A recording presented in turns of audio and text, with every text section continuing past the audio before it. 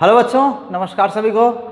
बच्चों, आप पिछले वीडियो में आप देख चुके हैं एडी करंट्स के बारे में हम लोगों ने बात किया था। और तो इसी से आगे एडी करंट्स के बहुत सारे एप्लीकेशन हैं। एडी करंट कैसे वेरी करते हैं, कैसे इंक्रीज़ किए जा सकते हैं, कैसे डिक्रीज़ किए जा सकते हैं, इनकी भी ज़रूरत पड़ती है। तो ये भी हम तो थोड़ी बात करेंगे और एप्लीकेशन से बात करेंगे। तो एक तो एडी करंट को आप कंट्रोल कैसे करना है, अगर डिजायरेबल या नॉन डिजायरेबल है तो इन केसेस में। तो देखिए, एडी करंट मैंने पहले भी पिछले वीडियो में बात किया था कि एडी करंट ट्रांसफार्मर में तो क्या है, अनडिजायरेबल है, वहाँ पर इसको कम करने की ज़रूरत पड़ती है। और जहाँ पर डिजायरेबल है वहाँ तो कोई बात ही अलग है। कोई भी उपाय करेंगे करंट बढ़ाने का, वोल्टेज बढ़ाएंगे, चाहे डिज़ाइन चेंज करेंगे, लेकिन करेंगे। लेकिन जहाँ पर अनडिजायरेबल है वहाँ पर क्या हो जाएगा, रिड्यूस कैसे करेंगे इसको, एडी करंट्स को। तो यहाँ पर ओके, सो रिड्यूस कैसे करना है, reducing eddy current, okay, eddy currents. तो अभी यहाँ पे एक्टिविटी भी देख रहे थे हम, बात जो कि आप पिछली वीडियो में जो एक्टिविटी देखे थे उसमें क्या था कि एक एल्युमिनियम का जो थिक थोड़ा सा लेमिना था, वो उसमें एडी करंट्स, उस पर जो पोजीशन है डैम्पिंग थी वो बहुत तेज़ी से हो रही थी, क्योंकि एडी करंट्स स्ट्रांग बन रही थी और उसमें डैम्प बहुत ही जल्दी से डैम्प हो जा रहा था मोशन, क्योंकि रेजिस्टेंस कम था एडी करंट के रास्ते में। और जो थिन प्लेट है उसमें डैम्पिंग थोड़ी उतनी तेज़ नहीं थी, वहाँ भी हो रहा था जल्दी से, लेकिन उतनी फास्ट डैम्पिंग नहीं थी जितनी कि थिक प्लेट में थी।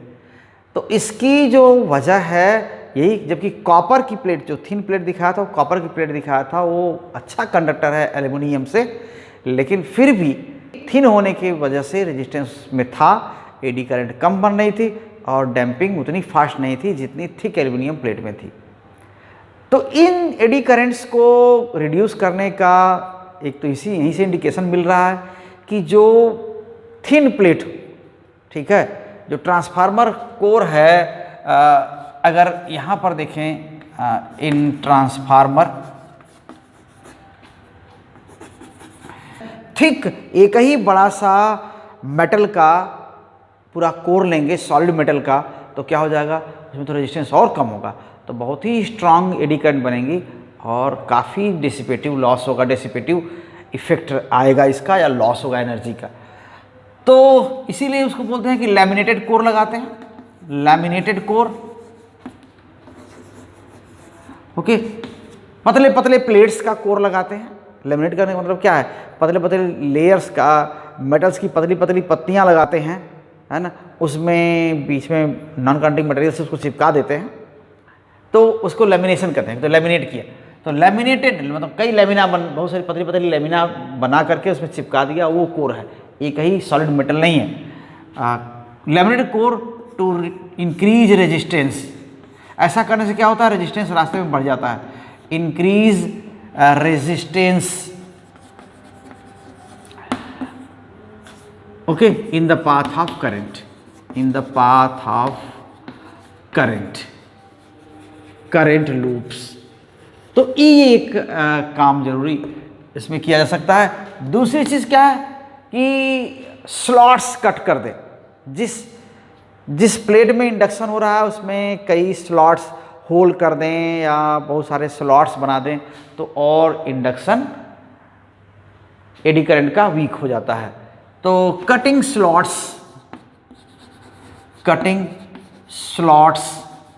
इन लैमिना, तो ये हम कट करके आपको नहीं दिखा पाए, अलग बात है, लेकिन आप यहाँ पर आपके बुक में ऐसे लिख रखा है कि अगर स्लॉट वाली अगर प्लेट अगर उसमें ऑसिलेट कराएं तो उतना डैम्पिंग नहीं होता जितना कि पूरी कंप्लीट प्लेट में डैम्पिंग होती है। कंप्लीट प्लेट में करंट ज़्यादा बनती है, स्ट्रांग बनती है, इसलिए डैम्पिंग भी स्ट्रांग होती है। तो ये चीज़ें वहाँ पर दोनों को याद रखिए। कभी कभी पूछ सकते हैं कि क्या क्या आप उपाय करते हैं रिड्यूस करने के लिए, किसको, एडी करंट को। अब हम आ जाते हैं एप्लीकेशन पर कि एप्लीकेशन क्या क्या एडी करंट के हैं। तो इसके बहुत सारे एप्लीकेशन हैं एडी करंट के, और वहाँ पर एक नाम है मैग्नेटिक ब्रेकिंग ऑफ ट्रेन्स। एक ही चीज़ है सब चीज़ में कि ये एडी करंट्स अगर हैं तो दो चीज़ होगा, एक मैग्नेटिक फील्ड बनाएंगे जो फ्लक्स चेंज का अपोज करेगा। अगर फील्ड चेंज हो रहा है तो, क्योंकि बिना फील्ड चेंज किए एडी करंट तो बनेगी नहीं बनेगी, तो एडी करंट क्या करेगी, हमेशा अपोज करेंगे फील्ड के चेंज होने का। और इस तरह का कोई एप्लीकेशन भी किया जा सकता है, जहाँ भी होगा उसका यूज़ करेंगे। और जहाँ पर हीट जनरेट करना है, जैसे आपको इंडक्शन स्टोव में इतना बढ़िया यूज है कि एडी करंट की वजह से बर्तन में ही एडी करंट से क्या बनता है, हीट प्रोड्यूस होती है और उससे खाना बनाते हैं आप। और वहाँ पर एनर्जी लॉस कम होता है, क्योंकि और रेडिएशन के फॉर्म में एनर्जी बहुत ज़्यादा लॉस नहीं होती। कहीं से आँच निकल रही है या खुला हुआ है, रेडिएशन बाहर जा रहा है, वहाँ तो जो हीट प्रोड्यूस हो रही है वो ज़्यादातर क्या होती है, यूटिलाइज जाती है हीटिंग में, गर्म करने में खाने को। तो ऐसे एप्लीकेशंस हैं क्या है, जैसे एक बोलते हैं कि मैग्नेटिक ब्रेकिंग इन ट्रेन्स, ठीक है ना, मैग्नेटिक ब्रेकिंग इन ट्रेन्स, ठीक है। तो ट्रेन्स क्या है, बड़ी चीज़ें हैं और इसमें ब्रेक जो घिसने वाले ब्रेक हैं, फ्रिक्शन बेस्ड ब्रेक्स हैं, तो वो इतने बड़े बॉडी को रोकने में बहुत जल्दी घिसते हैं। तो इसलिए इसका एक बढ़िया उपाय खोजा गया है कि क्या होता है, ट्रेन्स को मैग्नेटिक इफेक्ट से रोका जाए। तो जो इंजन है या जो ट्रेन है उसमें क्या होते हैं, जो रेल्स के ऊपर, इंजन में ही रेल्स के ऊपर बड़े बड़े कॉइल्स होते हैं। जब भी रोकना होगा तो उसमें करंट पास कर देते हैं कॉइल में। तो होगा क्या कि अब तो वो रनिंग कॉइल हो जाएगी, एक तरह से जो कॉइल है मूविंग कॉइल हो जाएगी और ट्रैक के रिस्पेक्ट में वो चलती रहेगी। तो उससे क्या होगा कि अगर ये यहाँ ट्रैक है और इसके ऊपर कॉइल है और समझिए ये इसमें मैग्नेटिक फील्ड यहाँ पर है, जब इसमें करंट चलेगी तो यहाँ पर मैग्नेटिक फील्ड हो जाएगा। और जब ये कॉइल मूव करेगी इंजन के साथ तो यहाँ का मैग्नेटिक फील्ड कम होगा, यहाँ का बढ़ेगा, फिर यहाँ का भी कम होगा, यहाँ का बढ़ेगा, फिर यहाँ का कम होगा, यहाँ का बढ़ेगा। तो लगातार फ्लक्स चेंज होगा। तो इस चेंज का अपोज होगा। अब कॉइल के चलने से ये फ्लक्स चेंज हो रहा है, तो जो इन दोनों के बीच ट्रैक या रेल्स और कॉइल के बीच में फोर्स लगेगा जो उनको रिलेटिव मोशन को अपोज करेगा, इससे ब्रेकिंग होती है। बहुत आसान, बहुत देखने में मैकेनिज्म इसका आसान लग रहा। तो ऐसा कि इसमें इंजन के साथ ट्रैक के ठीक ऊपर क्या होते हैं, कॉइल्स होते हैं जिसमें स्ट्रॉन्ग करंट पास करते हैं जब रोकना होता है तब। तो इसके लिए क्या करते हैं कि for this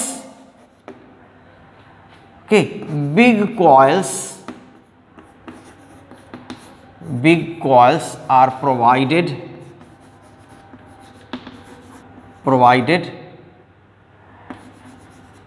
in the trains, okay, just above the rails, ठीक है। तो रेल्स के ऊपर कॉइल्स होती हैं और जब भी उसको रोकना होता है, okay, for breaking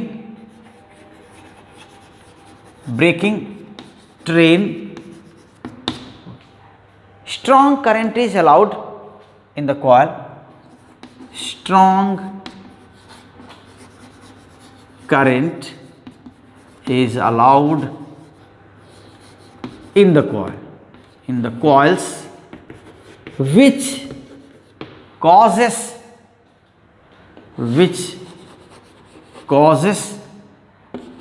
a rapid change in magnetic flux, change in the magnetic flux linked to the track, yeah, to the rails, okay, due to motion, okay। तो ये क्या हो जाएगा, इससे जो ईएमएफ बनेगा, एडी करंट्स बनेंगी ट्रैक में, वो अपोज करेंगी इस रिलेटिव मोशन का, okay. This change this change causes strong eddy current loops, strong eddy currents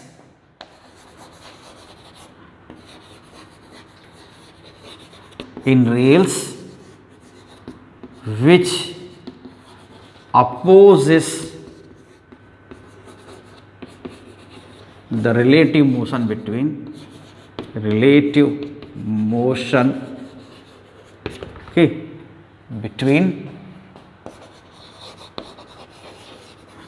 the rails and train। ठीक है, तो ये मैकेनिज्म है इसका यूज करने का। तो एक तो ये हो गया, और दूसरी चीज क्या है, मैग्नेटिक फर्नेस या इंडक्शन फर्नेस, ये एक बहुत काम का इंडक्शन फर्नेस। अब इंडक्शन स्टोव भी है, इंडक्शन फर्नेस ये किसका यूज करता है, यहां पर here metal blocks are melted. Okay,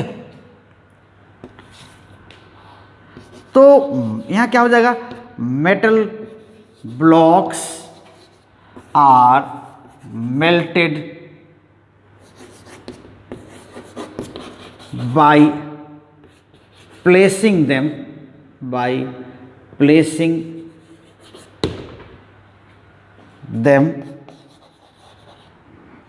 in the region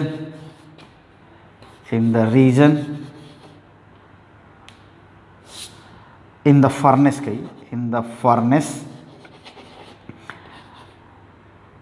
where magnetic field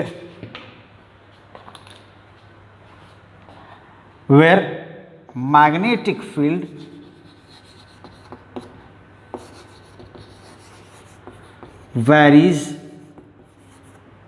strongly, rapidly, या changes rapidly। okay, changes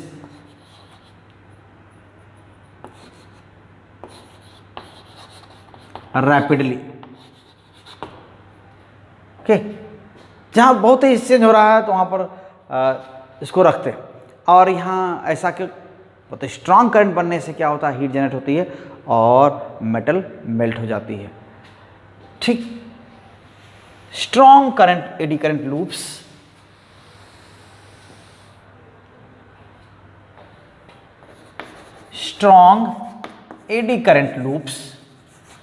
eddy current loops produce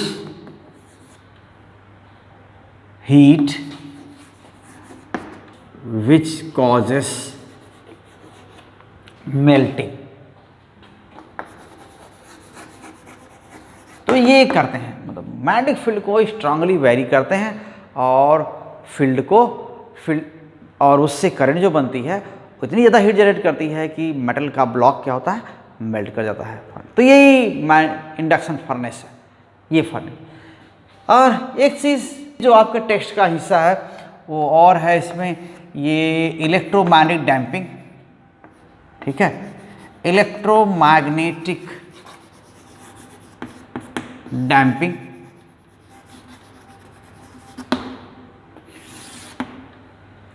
damping अभी तो पिछली वीडियो में बात किए थे ना कि डैम्पिंग क्या है, जो ऑसिलेशन डैम्प हो जाता है। तो गैल्वेनोमीटर्स में क्या होता है, वहाँ भी कॉयल, स्प्रिंग और करंट पास होने पर डिफ्लेक्शन ऐसा ही होता है, दिखाया जा रहा है जो फिगर में देख लीजिए। तो इसमें अगर हम जैसे ही करंट पास करना बंद करते हैं तुरंत ये अपनी मीन पोजीशन में कॉयल लौटती है। तो लौटने पर क्या होता है, जो स्प्रिंग लगा हुआ है तो उसमें ऑसिलेशन सेटअप हो जाता है, इधर उधर वो जो कॉयल है वो एक जगह तुरंत रुकती नहीं है, वो ऑसिलेशन सेटअप हो जाता है। या जो डिफ्लेक्शन भी होता है, करंट जैसे ही ऑन करते हैं करंट तो उसमें डिफ्लेक्शन सेटअप हो जाएगा, तो वहाँ भी ऑसिलेशन बन सकता है। तो इस ऑसिलेशन को रोकने के लिए क्या करते हैं, तुरंत डैम्पिंग हो जाती है। तुरंत वो जो इसको रोकने के लिए क्या करते हैं, इस कॉइल के कोर में एक मेटालिक सिलेंडर प्रोवाइड करता है, ठीक है। So definitely you can see easily okay कि मेटालिक सिलेंडर जब घूमता है मैग्नेटिक फील्ड में तो उसमें एडी करंट बनती है और वो एडी करंट ऑसिलेशन को अपोज करती है, तो इसलिए जल्दी से रुक जाता है motion. So this metallic cylinder provided with the core, okay, definitely it helps in damping of oscillation of galvanometer coil under the effect of changing field। तो फील्ड मैग्नेट तो अंदर वैसे galvanometer में होता है और इससे डैम्प करना ज़रूरी होता है, क्योंकि अब करंट ऑफ करे तो ऐसा ऑसिलेट न करे या करंट ऑन करे तो भी ऑसिलेट न करे, इसको तो रोकना है। तो इसलिए स्मूथ डिफ्लेक्शन होता है। जब करंट ऑन करेंगे तो ऐसे होता है, फिर ऑफ करेंगे तो फिर देखिए ऐसे होता है, वापस आता है, हल्का सा एक बार हिलता है, दो बार, फिर वो डैम्प हो जाता है।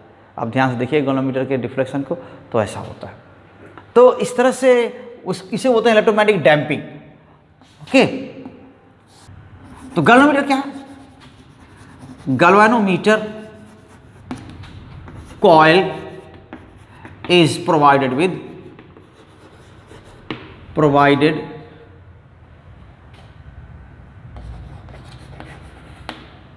with spiral spring, spiral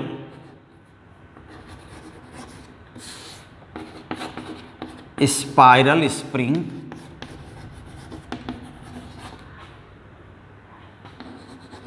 and side magnets, side magnetic poles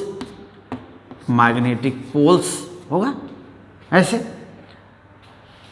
तो जब भी इसमें करंट ऑन ऑफ करते हैं तो चांस होता है इसको कि तुरंत इक्विलिब्रियम में न आए या तुरंत न रुके, ऑसिलेट करने का चांस होता है, okay. So when current is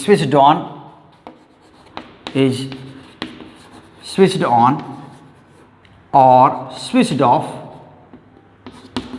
switched off, okay, there is chance of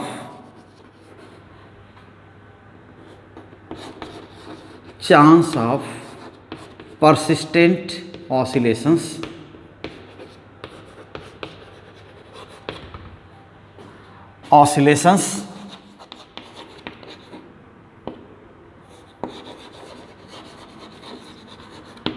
in the coil, okay. तो इससे क्या हो जाएगा, हम क्लियर मार्क नहीं रीड कर सकते, okay. So this will cause difficulty, and this is called difficulty in reading values, okay. So इस इफेक्ट को ख़त्म करने के लिए, अवॉइड करने के लिए क्या करते हैं, जो कोर में क्या होता है मेटालिक सिलेंडर भी प्रोवाइड करते हैं, जो देखिए उसमें लगा हुआ है। For this to avoid this effect coil is provided with a metallic cylinder,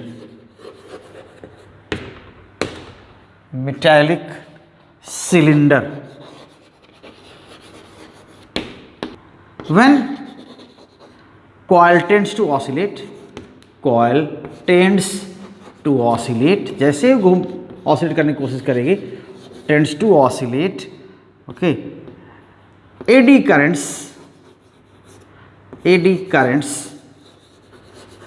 are generated, okay, in the cylinder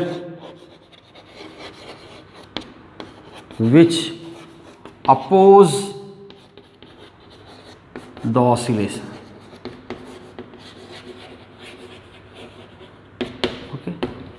नहीं तो इससे जल्दी से डैम्प हो जाता है।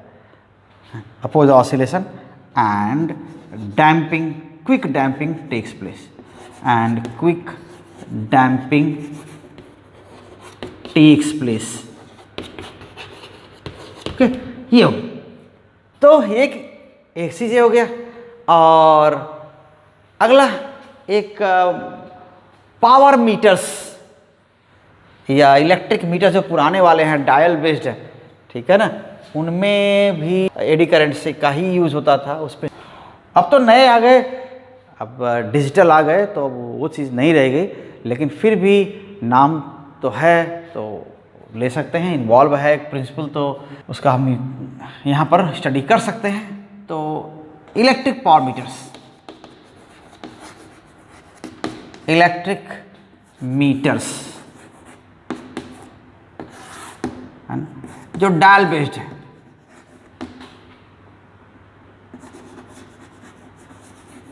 तो यहाँ पर क्या था, जो सप्लाई से जो करंट आ रही है डोमेस्टिक यूज़ के लिए या जो भी कमर्शियल यूज़ के लिए, वो पावर मीटर में से वो होते हुए आती है। जो भी आप करंट ड्रॉ करेंगे तो वहाँ पर क्या होता है, कॉइल का सेट और एक एल्युमिनियम डायल है ना, उस वो दिया गया होता है। तो जब भी करंट, अल्टरनेटिव करंट है ही है, तो जब भी हम करंट यूज़ करते हैं या जब भी ड्रॉ करते हैं करंट, तो ज़्यादा करंट ड्रॉ करेंगे तो क्या होगा, वो बड़े बड़े ऑसिलेशन और बड़े बड़े एम्पलीट्यूड के ऑसिलेशन वो होगा वहाँ पर। तो डायल में एडी करंट डेवलप होती हैं और उसको ऐसा डिज़ाइन किया गया होता है कि वो डायल घूमने लगता है। तो जितना ज़्यादा करंट ड्रॉ करेंगे उतना ही ज़्यादा एडी करंट स्ट्रांग बनेगी डायल में और वो तेज़ी से घूमता था। और उसके रोटेशन को अटैच करते थे एक न्यूमेरिकल रीडिंग के लिए, वो डायल बने हुए थे अलग से जो उस पर डिजिट्स बने थे, उसको रोटेट करके घुमाता था।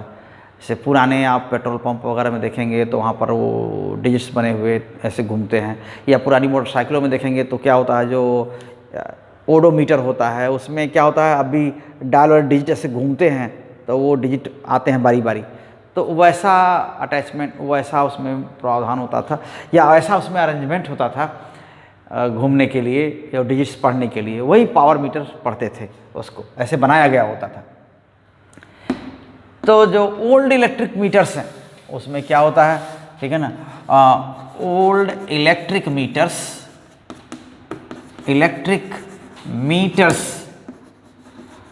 वर provided with okay a set of coils,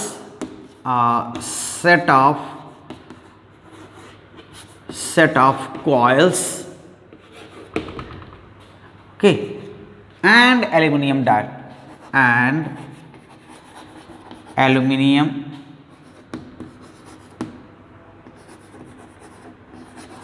dial which is free to rotate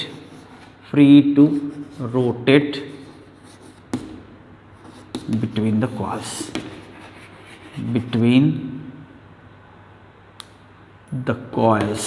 okay. Total current drawn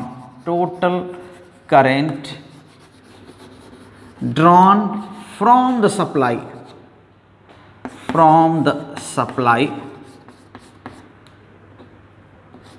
passes through the coils,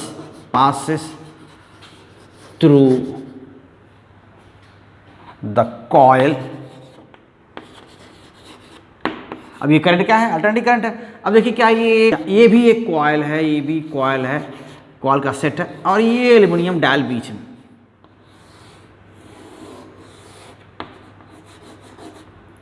ठीक, तो इस पर एक मार्क भी बना हुआ करता था, लोग बहुत देखे हैं। तो ये कॉइल में जो आ रहा करंट है, सप्लाई की करंट है जो ड्रॉ कर रहे हैं, और जो यहाँ से लौट के जा रहा है वो, ठीक है।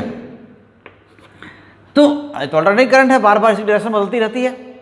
तो जब करंट आप ज़्यादा ड्रॉ करेंगे तो ये स्ट्रॉन्ग करंट की वजह से यहाँ पर स्ट्रांग फ्लक्स में चेंज होगा और ये डायल में स्ट्रांग एडी करंट प्रोड्यूस होती हैं। तो स्ट्रांग एडी करंट प्रोड्यूस होती हैं इसलिए तेज़ी से घूमने लगता है, और जब करंट न ड्रा करेंगे तो वहाँ कोई एडी करंट जनरेट नहीं होगी, तो वो नहीं घूमता था।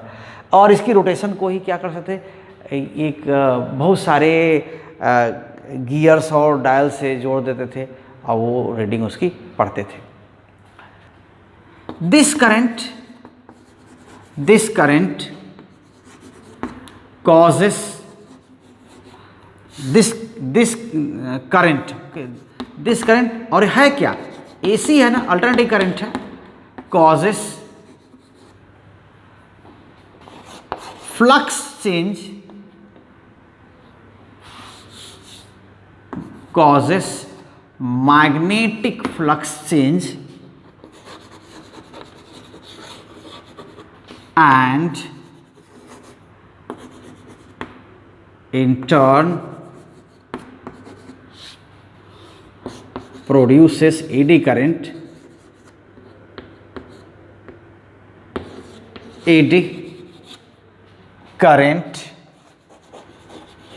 currents in the dial,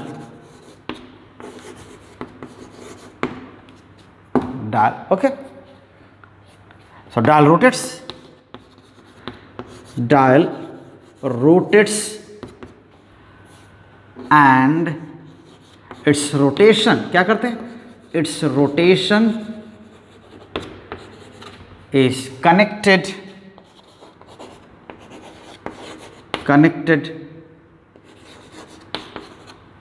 to number dials, जो नंबर्स पर बने होते हैं, ठीक है,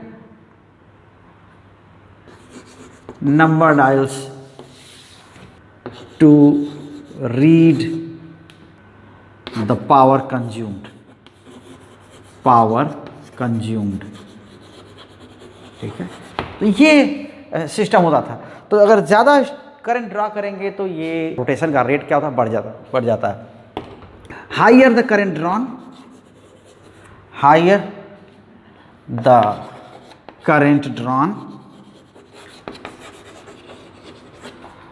stronger will be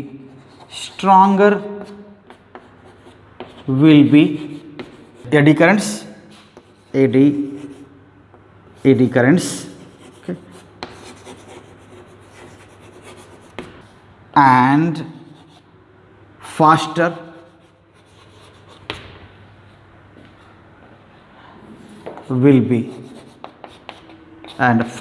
will be the rotations, ठीक है। तो रोटेशन फास्टर हो जाते हैं तो उससे क्या हो जाएगा, और ये रीडिंग फिर बढ़ जाती है। In this way rotation of dial, है ना, eddy currents help in reading power consumed, okay, power consumed. तो ये है एप्लीकेशन, इसमें और डिटेल में पढ़ सकते हैं। हम लोग को उसकी मैकेनिज्म पढ़ने का मतलब कि अब उसको खोल के देखिए, पुराना कहीं से ढूंढिए तो ऐसा होगा। फिर भी ये पूरा हुआ एडी करंट का सेक्शन और इसका एप्लीकेशन, और भी आप पढ़ सकते हैं। तो इसके बाद हम लोग अब बात करेंगे इंडक्टेंस पर, और म्यूचुअल इंडक्शन और सेल्फ इंडक्शन, इंडक्टेंस, ये अगले वीडियो में होगा। अब आपसे रिक्वेस्ट है कि अगर आप चैनल पर नए हैं तो चैनल को सब्सक्राइब जरूर कर लीजिए और लोगों तक वीडियो को शेयर करिए अगर आप पहले चैनल से जुड़े हुए हैं तो, और साथ में पूरा वीडियो देखा करिए और अपने सुझाव भी भेजा करिए और पूरी तरह साथ में बने रहिए। Thank you very much, all the best, मिलते हैं फिर अगले वीडियो में।